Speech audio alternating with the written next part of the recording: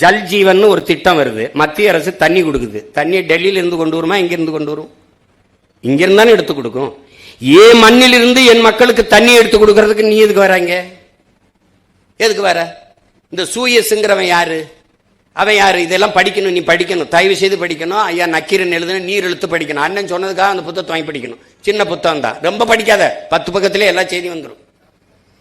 அவன் அந்த அயோக்கிய பிரான்ஸ்ல இருந்து போய் உலக வங்கியில கடன் வாங்குது அந்த பொலிவியா 250 கோடி. அதுக்கு அவன் சொல்றது, இவனுக்கிட்ட உன் நதியை கொடுன்றான். சரி, நதியை தானே கேட்கிறான், என்ன பண்ண போறான்னு கொடுத்துறான். அவன் அதுல இருந்து நதியிலிருந்து தண்ணி எடுக்காத, விவசாயத்துக்கு பயன்படுத்தாத, ஒரு சொட்டு தண்ணி உனக்கு உரிமை இல்லை, நதி என்னதுன்றான். கடைசி அவன் கொடுக்கறதான் தண்ணி, அவன் சொல்றதான் காசு. என்ன ஆயிடுச்சு? பல ஆண்டுகள் ஸ்டெர்லைட்டுக்கு எதிராக அப்படி போராடணும், அப்படி போராடி ஒரு வங்கி பணியாளன் வேலையை விட்டுட்டு போய் போராடி துப்பாக்கி சொல்ல செத்து நாட்டில் பெரிய புரட்சி வெடிச்சு விரட்டி விட்டாங்க. அந்த பெட்ரோல் நேரம் எங்கே வந்தான்? தமிழ்நாட்டுக்கு வந்தான், கோவைக்கு வந்தான், சூயஸ்ன்னு வந்தான், பேரை மாத்திக்கிட்டு வந்தான். என்னுடைய பவானி ஆத்து தண்ணீரை எடுத்து கொடுக்கறதுக்கு இவன் யாரா? 3150 கோடி அது காசை கொடுத்துட்டு வர்றான். 3150 காசை கொடுத்து நமக்கு இந்த தண்ணி எடுத்து கொடுக்கறதுக்கு இந்த தனியார் நிறுவனத்துக்கு ஆசையா? சொல்லு பாப்போம்.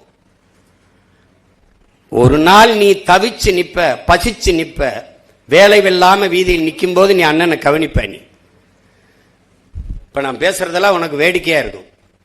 நீ ஆடு மாடு வளர்க்கறத அரசு பணியா மாற்றோம்னா சிரிக்கிற. ஆனா வீட்டுல போய் தயிர் மோறு பால்லாம் நல்லா குடிக்கிற. வேலை வாய்ப்பு இல்ல. அப்ப ஆடு மாடு மேய்ப்பதையும் வேளாண்மை செய்வதையும் அரசு பணியாக மாற்றிக்கொள்வோம்ங்கிற. அப்ப கூடுதல் வேலை வாய்ப்பு வந்துருது. அவ்வளவுதானே? நீ IAS ஆகிரம் போய்க்க, IPS ஆகிரம் போய்க்க, டாக்டர் ஆகும் போய்க்க. முடியாதவன் இங்க வாடா தம்பி. ஒன்ன நீங்க கவனிச்சுக்கணும். என் பிள்ளை பேசுனால அதை நான் சொன்னதுதான்.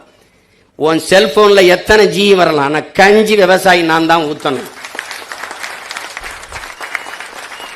நீ சாப்ட்வேர் இன்ஜினியர், சாப்ட்வேர்ல வேலை செய்யலாம், சாப்பிட்டு போய் தான் வேலை செய்யணும்.